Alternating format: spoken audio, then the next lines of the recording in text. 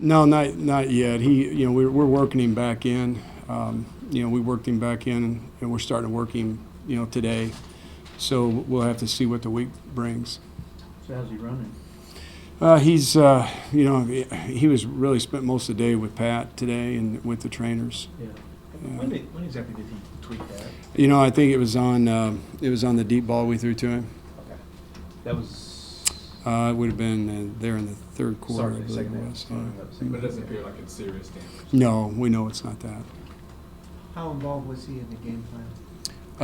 This past Saturday, he was quite a bit. We had quite a few things to him that he had touches that we had created for him.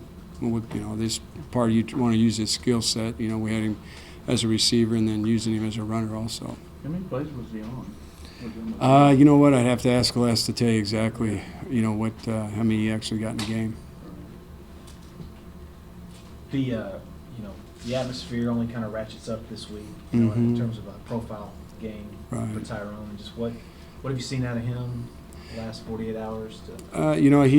He's been focused on what he's got to do. Ty's in a good place. I mean, he understands that his improvement is what is our focus. The big game atmosphere. I think he's always obviously wanted to play in this game and was a part of it. Last year, on the sideline, and I'm sure he's excited about playing it. But he also understands that, he's got to work on his day-to-day improvement. That's where our focus is right now.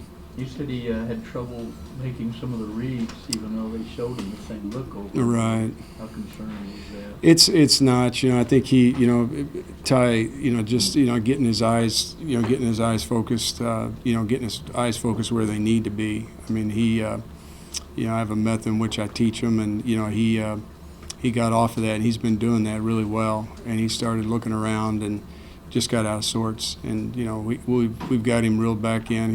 He'll be fine. I said he got a little nervous after he got hit. Mm-hmm. Had to talk to you, about that. Mm-hmm. What was your conversation with him like? Yeah, it's just part of it's just in the job description. Great ones, they stand in there and they play. And it's just part of the job description. It goes along with the turf. So, you've got to come back. It's everybody that ever plays a position has had to go through that. So that's just part of it. It's in the job description. It's right there in the first paragraph. So that being said, it looked like the O-line was playing better. They did. Balls were opening up, the running backs able to get something going. Yeah, they played better. They did. They did a nice job, especially early in the game. And they came back in the second half and did a nice job, too. They did a fairly decent job of keeping Ty clean. He had, I think we had one sack, and, they did a nice job, really, overall, they and the backs, of keeping him clean. What do you take from that first half, and especially that 98-yard drive where you guys were really able to move the ball kind of at will? What do you take from that? It's just what our potential is, and our players, gaining confidence in what they're doing. What we're asking them to do. I think, the offensive line played much better because they're beginning to communicate better, and they're beginning to understand their assignments and the adjustments that they have to make. Many of them on the move. Which is all part of the process, and learning to play the game with their eyes. Most importantly is probably it sounds simple, but it's the key ingredient for an offensive lineman. Learn to play with their eyes, and let their eyes take them to their work. Shawn, what does Tyrone do better in practice than he does in games? It's about the same. He's a pretty steady performer. I mean, he's had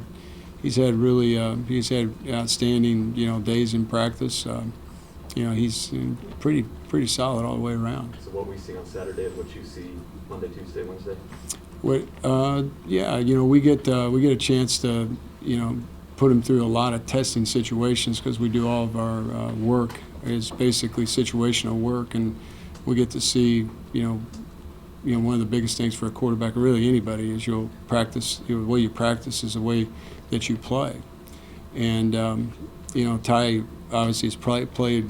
He practiced a lot better than what he played on Saturday, and it's just a matter of him getting his, going through that learning curve of having a rough patch and then finding your way through it. Simple stuff. Sean, are you and Joe Wickline on the same page, or you Mhm. got some disagreements? And No, like Joe and I have always been on the same page. no problems there. No, Joe and I have always been good. Sean, what sticks out to you about Oklahoma from watching the tape?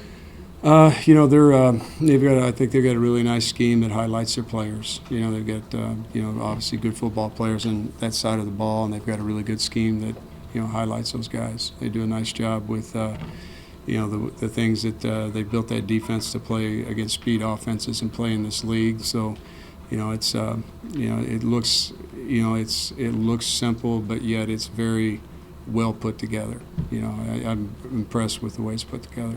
The plays TCU made, were those off-schedule plays, or was it just scheme? No, I think their quarterback made some plays for him. Their receivers made some plays for him. Everybody schemes every play, obviously, right, to succeed. Those guys came up and made plays for him. I think their quarterback did some nice things for him in that game. Whether it's sometimes a 7-yard run was a critical run, that helped them set up field position or got them out of a jam. And made some nice throws at the same time. How many times did he throw downfield? Oh, I tell you what, he probably, they threw it downfield probably, that I'd have to go back and look at my breakdown, but I know that they did a lot outside lane throws. When I say a lot, they went after the deep ball. Probably 5 times I'm sitting here thinking about, that were designed deeps. Will you be the most physical defense you guys have seen, or the toughest defense to go up against?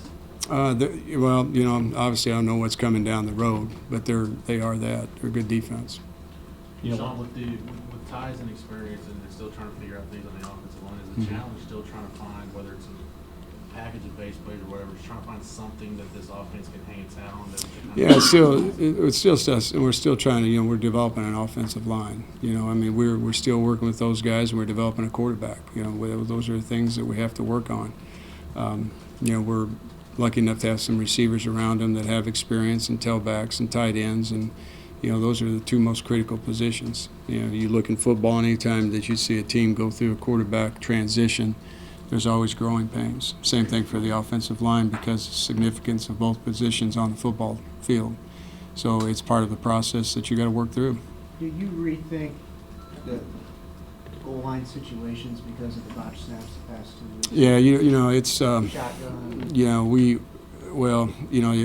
It's important to understand what kind of defenses you get down there. If you get, you better beware of what they call the roaming safeties. You'll get your tail end lit up. You better be able to run lead football.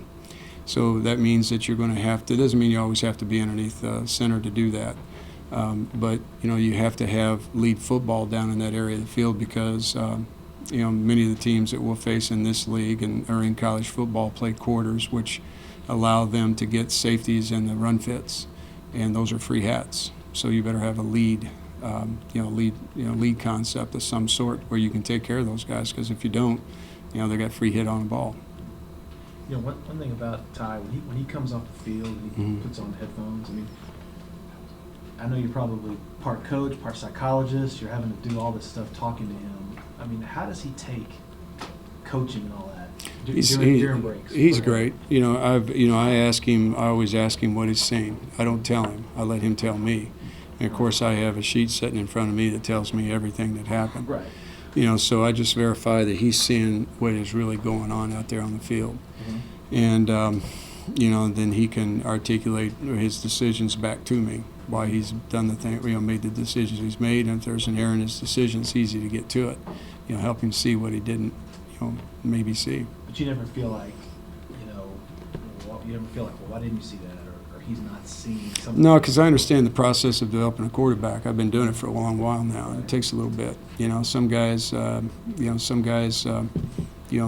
it a little bit sooner, and others are more natural. Other guys, it takes a little development. I don't know one really that I've ever been with, and that's including number 5, that didn't have to develop. They have to see it.